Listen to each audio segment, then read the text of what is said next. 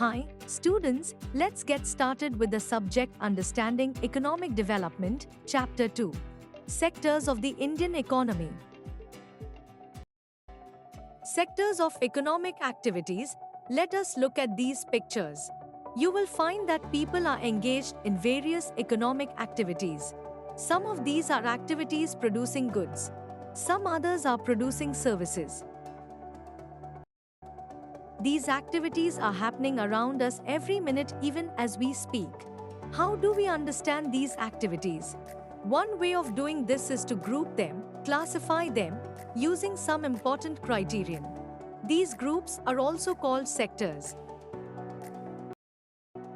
Primary, agriculture, sector produces natural goods. Secondary, industrial, sector produces manufactured goods. Tertiary, service, sector helps to develop other sectors.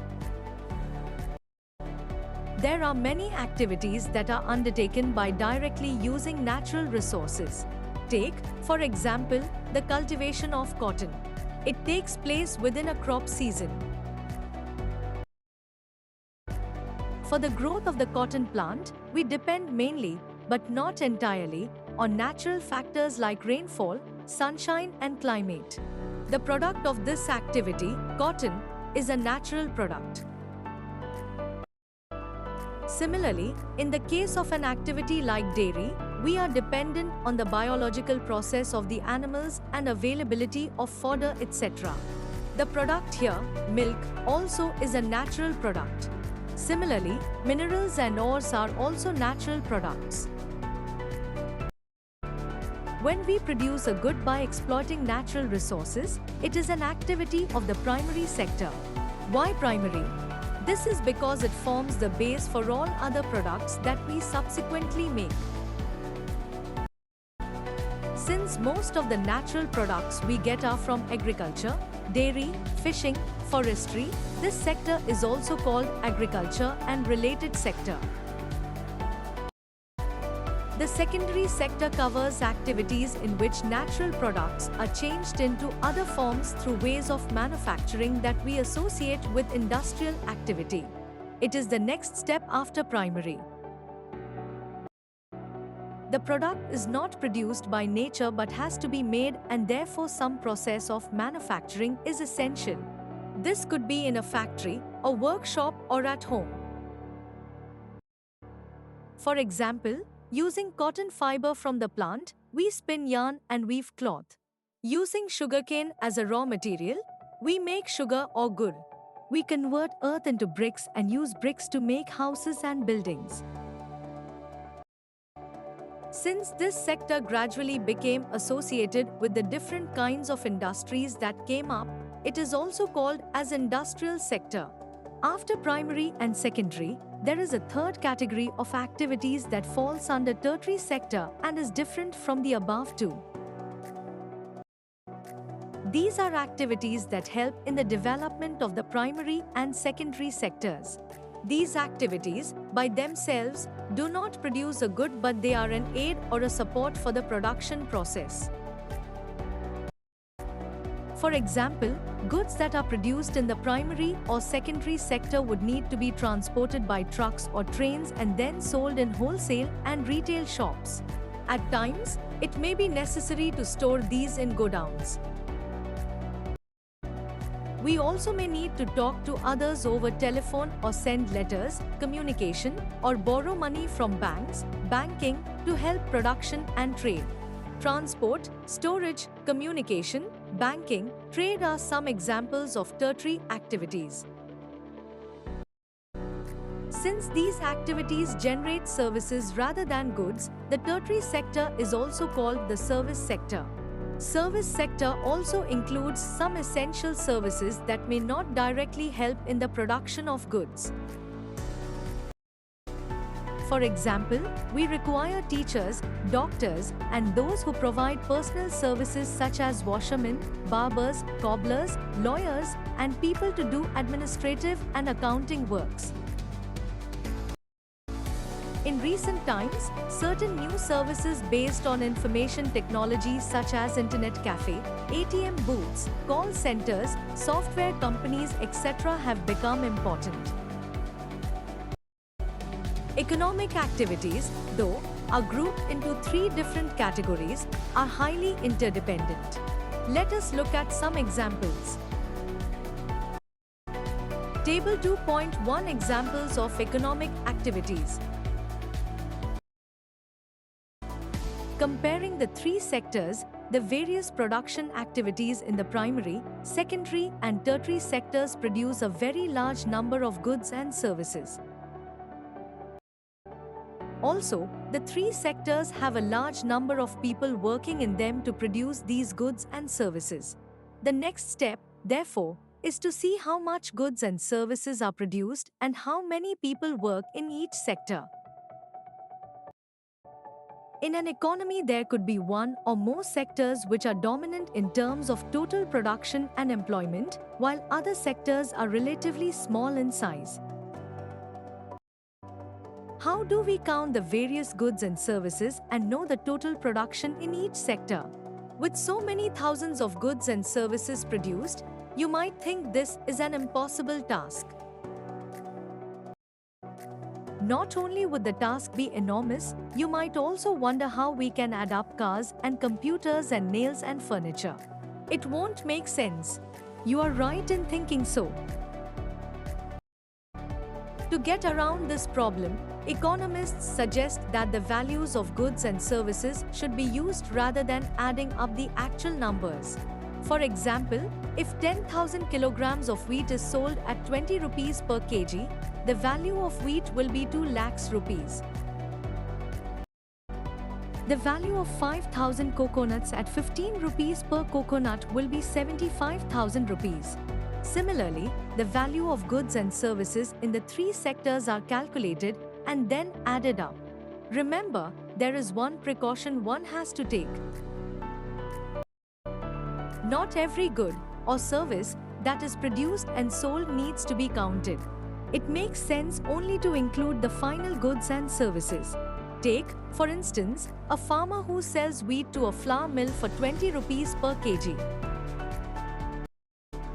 The mill grinds the wheat and sells the flour to a biscuit company for 25 rupees per kg. The biscuit company uses the flour and things such as sugar and oil to make 4 packets of biscuits. It sells biscuits in the market to the consumers for 80 rupees, 20 rupees per packet. Biscuits are the final goods, i.e., goods that reach the consumers. Why are only final goods and services counted? In contrast to final goods, goods such as wheat and the wheat flour in this example are intermediate goods. Intermediate goods are used up in producing final goods and services.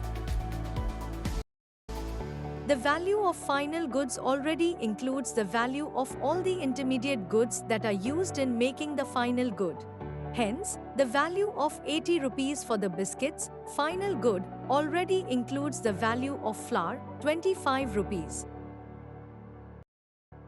Similarly, the value of all other intermediate goods would have been included. To count the value of the flour and wheat separately is therefore not correct, because then we would be counting the value of the same things a number of times. First as wheat, then as flour, and finally as biscuits. But I should be paid the full value of the wheat that I produce. The value of final goods and services produced in each sector during a particular year provides the total production of the sector for that year. And the sum of production in the different sectors gives what is called the gross domestic product, GDP, of a country. It is the value of all final goods and services produced within a country during a particular year. GDP shows how big the economy is. In India, the mammoth task of measuring GDP is undertaken by a central government ministry. This ministry, with the help of various government departments of all the Indian states and union territories, collects information relating to total volume of goods and services and their prices and then estimates the GDP. Recently, Indian government began to bring out the contribution of three sectors towards gross value added (GVA) in place of the contribution of three sectors towards gross domestic product to be at par with global practices. The GVA measures the contribution of three sectors of an economy after adjusting for taxes and subsidies. You will learn more about the GVA and the difference between GDP and GVA in higher classes. Here we will only understand how goods and services produced in these three sectors, primary, secondary and tertiary sectors, have changed. Historical change in sectors generally, it has been noted from the histories of many, now developed, countries that at initial stages of development, primary sector was the most important sector of economic activity. As the methods of farming changed and agriculture sector began to prosper, it produced much more food than before. Many people could now take up other activities. There were increasing number of craft persons and traders. Buying and selling activities increased many times. Besides, there were also transporters, administrators, army, etc. However, at this stage, most of the goods produced were natural products from the primary sector and most people were also employed in this sector. Over a long time, more than 100 years, and especially because new methods of manufacturing were introduced, factories came up and started expanding. Those people who had earlier worked on farms now began to work in factories in large numbers. They were forced to do so as you read in history chapters. People began to use many more goods that were produced in factories at cheap rates. Secondary sector gradually became the most important in total production and employment. Hence, over time, a shift had taken place. This means that the importance of the sectors had changed. In the past 100 years, there has been a further shift from secondary to tertiary sector in developed countries. The service sector has become the most important in terms of total production. Most of the working people are also employed in the service sector. This is the general pattern observed in developed countries. What is the total production and employment in the three sectors in India? Over the years, have there been changes similar to the pattern observed for the developed countries? We shall see in the next section. Primary, secondary and tertiary sectors in India. Graph 1 shows the production of goods and services in the three sectors. This is shown for 2 years, 1977 to 78 and 2017 to 18. We have used the data for these 2 years because the data are comparable and authentic. You can see how the total production has grown over the 40 years. Graph 1, GVA by primary, secondary and tertiary sectors. What does the comparison between 1977 to 78 and 2017 to 18 show? What conclusions can we draw from the comparison? Let's find out. Rising importance of the tertiary sector in production over the 40 years between 1977 to 78 and 2017 to 18. While production in all the three sectors has increased, it has increased the most in the tertiary sector. As a result, in the year 2017 to 18, the tertiary sector has emerged as the largest producing sector in India, replacing the primary sector.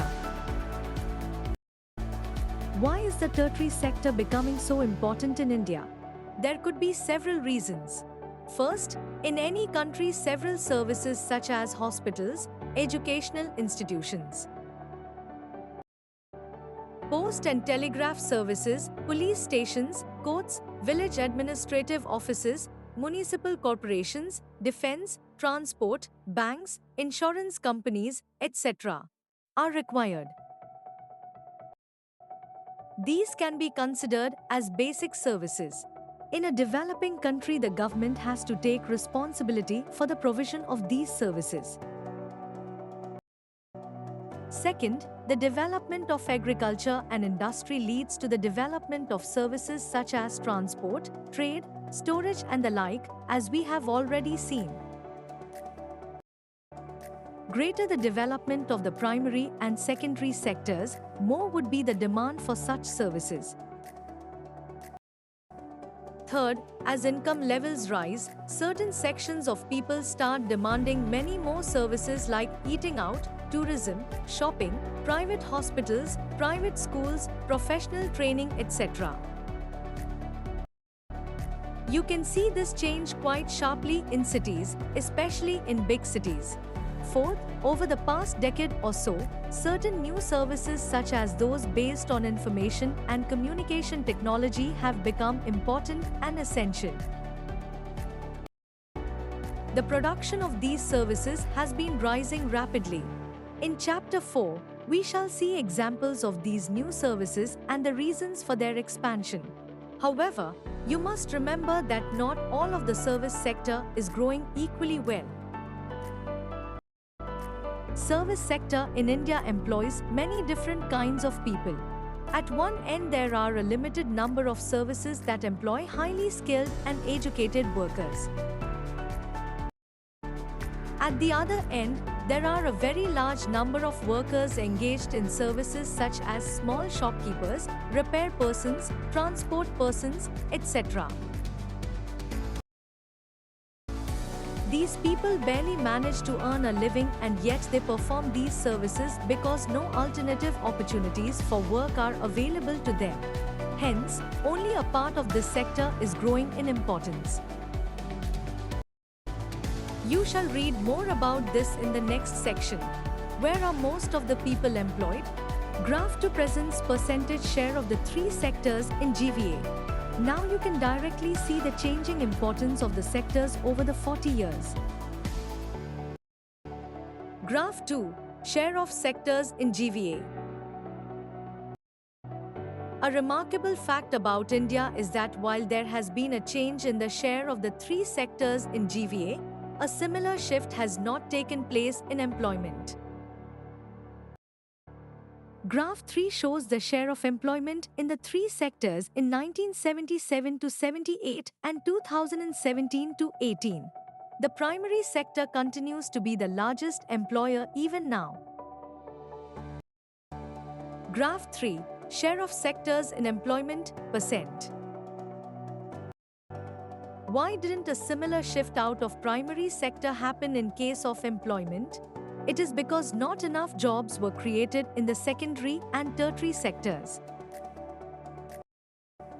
Even though industrial output or the production of goods went up by more than 9 times during the period, employment in the industry went up by around 3 times. The same applies to the tertiary sector as well. While production in the service sector rose by 14 times, employment in the service sector rose around 5 times. As a result, more than half of the workers in the country are working in the primary sector, mainly in agriculture, producing only about 1/6 of the GVA. In contrast to this, the secondary and tertiary sectors produce the rest of the produce, whereas they employ less, about half the people. Does this mean that the workers in agriculture are not producing as much as they could? What it means is that there are more people in agriculture than is necessary. So, even if you move a few people out, production will not be affected. In other words, workers in the agricultural sector are underemployed. For instance, take the case of a small farmer, Lakshmi, owning about 2 hectares of unirrigated land dependent only on rain and growing crops like jowar and arhar. All 5 members of her family work in the plot throughout the year. Why? They have nowhere else to go for work. You will see that everyone is working, none remains idle, but in actual fact, their labor effort gets divided. Each one is doing some work, but no one is fully employed. This is the situation of underemployment, where people are apparently working but all of them are made to work less than their potential. This kind of underemployment is hidden in contrast to someone who does not have a job and is clearly visible as unemployed. Hence, it is also called disguised unemployment. Now, supposing a landlord, Sukhram, comes and hires 1 or 2 members of the family to work on his land. Lakshmi's family is now able to earn some extra income through wages. Since you do not need 5 people to look after that small plot, 2 people moving out does not affect production on their farm. In the above example, 2 people may move to work in a factory. Once again, the earnings of the family would increase and they would also continue to produce as much from their land. There are lakhs of farmers like Lakshmi in India. This means that even if we remove a lot of people from agricultural sector and provide them with proper work elsewhere, agricultural production will not suffer. The incomes of the people who take up other work would increase the total family income. This underemployment can also happen in other sectors. For example, there are thousands of casual workers in the service sector in urban areas who search for daily employment. They are employed as painters, plumbers, repair persons and others doing odd jobs.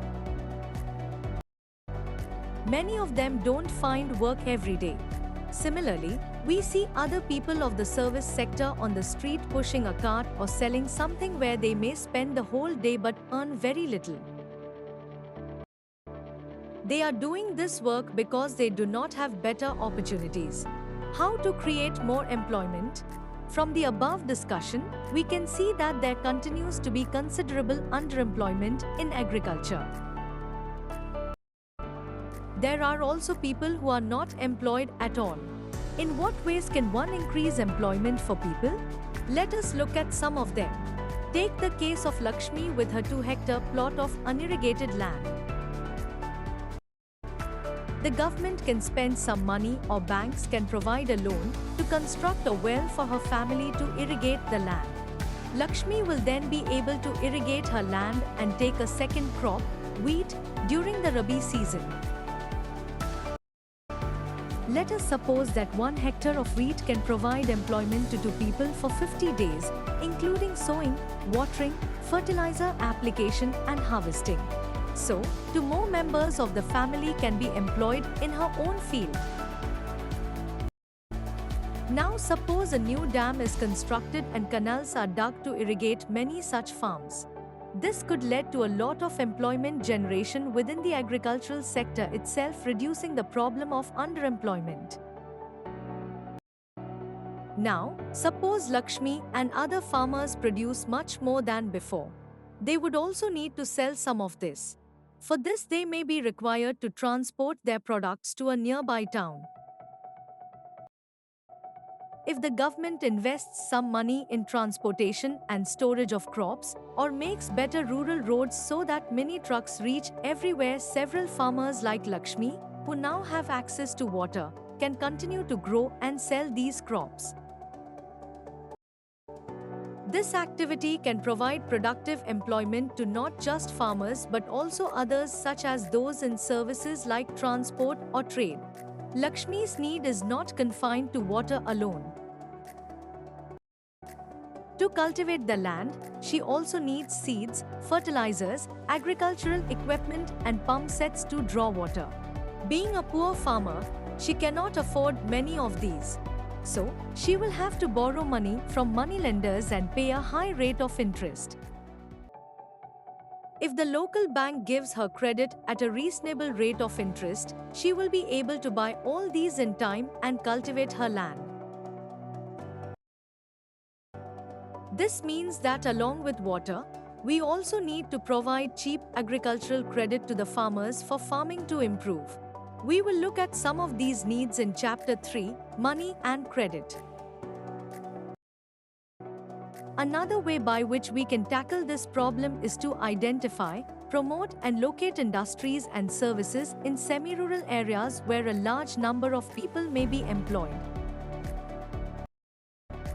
For instance, suppose many farmers decide to grow arhar and chickpea, pulse crops.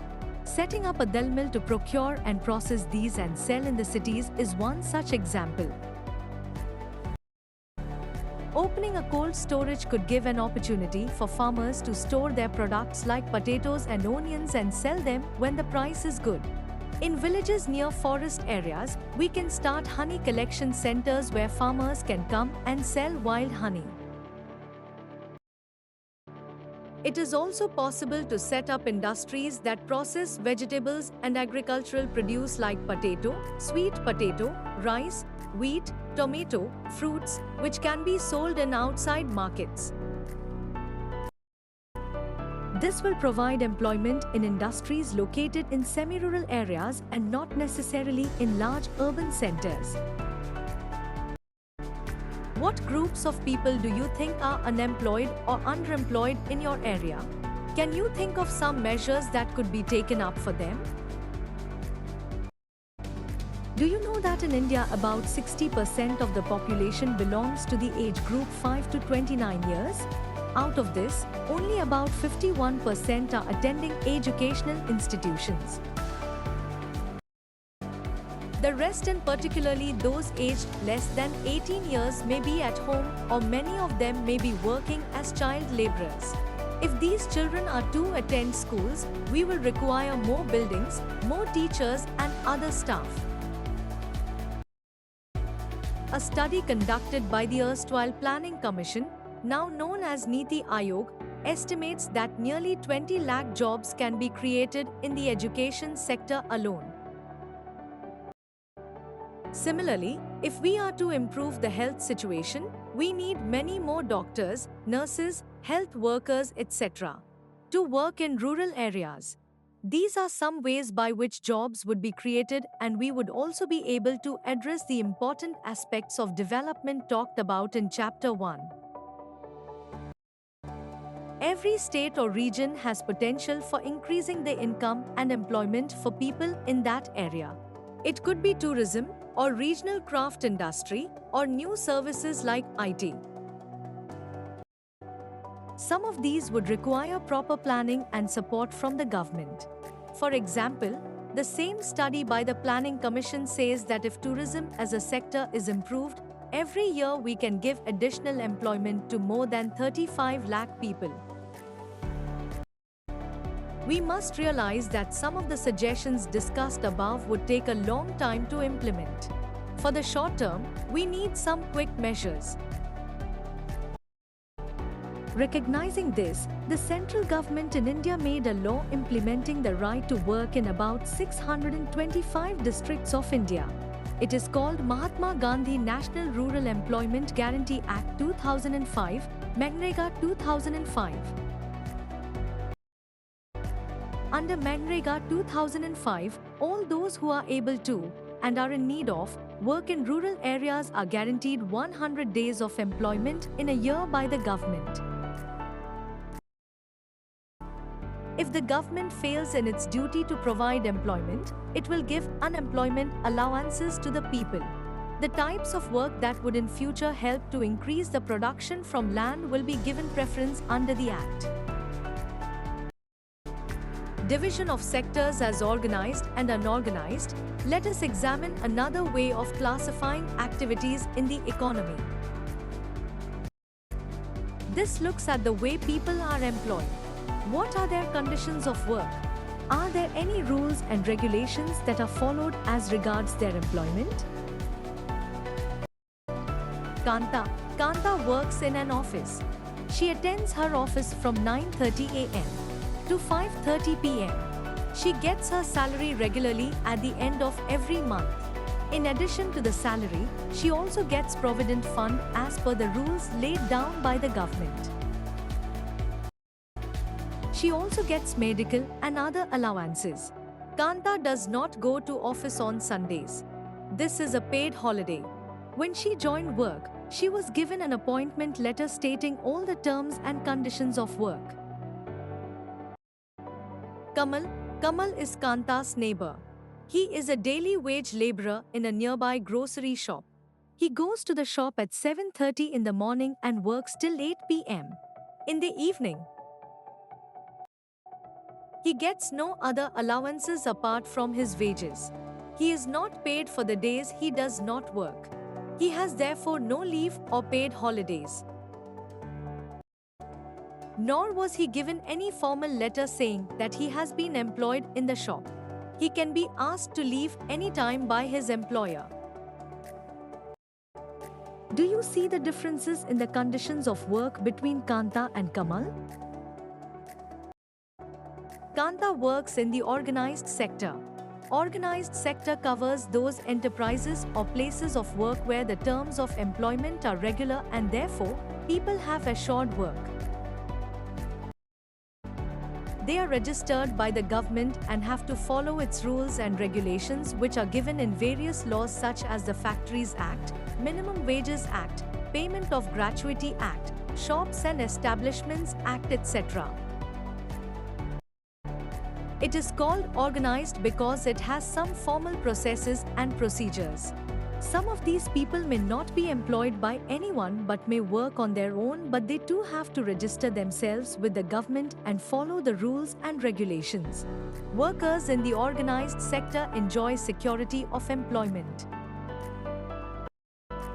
They are expected to work only a fixed number of hours. If they work more, they have to be paid overtime by the employer. They also get several other benefits from the employers.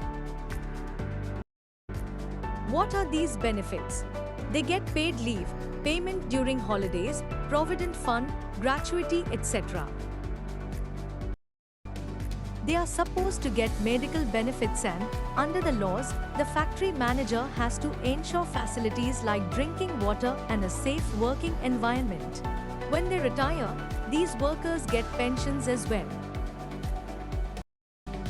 In contrast, Kamal works in the unorganized sector.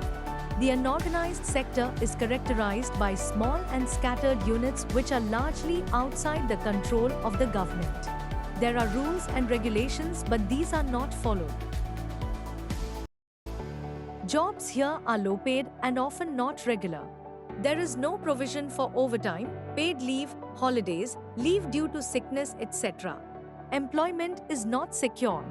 People can be asked to leave without any reason. When there is less work, such as during some seasons, some people may be asked to leave. A lot also depends on the whims of the employer. This sector includes a large number of people who are employed on their own doing small jobs such as selling on the street or doing repair work. Similarly, farmers work on their own and hire laborers as and when they require. How to protect workers in the unorganized sector? The organized sector offers jobs that are the most sought after. But the employment opportunities in the organized sector have been expanding very slowly. It is also common to find many organized sector enterprises in the unorganized sector. They adopt such strategies to evade taxes and refuse to follow laws that protect laborers. As a result, a large number of workers are forced to enter the unorganized sector jobs, which pay a very low salary. They are often exploited and not paid a fair wage. Their earnings are low and not regular. These jobs are not secure and have no other benefits. Since the 1990s, it is also common to see a large number of workers losing their jobs in the organized sector. These workers are forced to take up jobs in the unorganized sector with low earnings. Hence, besides the need for more work, there is also a need for protection and support of the workers in the unorganized sector. Who are these vulnerable people who need protection? In the rural areas, the unorganized sector mostly comprises of landless agricultural laborers, small and marginal farmers, sharecroppers and artisans, such as weavers, blacksmiths, carpenters and goldsmiths. Nearly 80% of rural households in India are in small and marginal farmer category. These farmers need to be supported through adequate facility for timely delivery of seeds, agricultural inputs, credit, storage facilities and marketing outlets.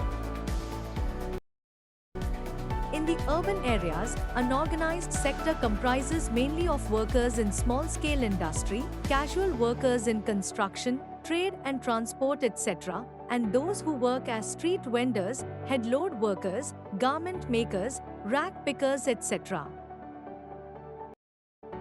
Small-scale industry also needs government support for procuring raw material and marketing of output. The casual workers in both rural and urban areas need to be protected. We also find that majority of workers from scheduled castes, tribes and backward communities find themselves in the unorganized sector. Besides getting the irregular and low-paid work, these workers also face social discrimination. Protection and support to the unorganized sector workers is thus necessary for both economic and social development. When factories close down, many once regular workers are found selling goods or pushing a cart or doing some other odd job. Sectors in terms of ownership, public and private sectors.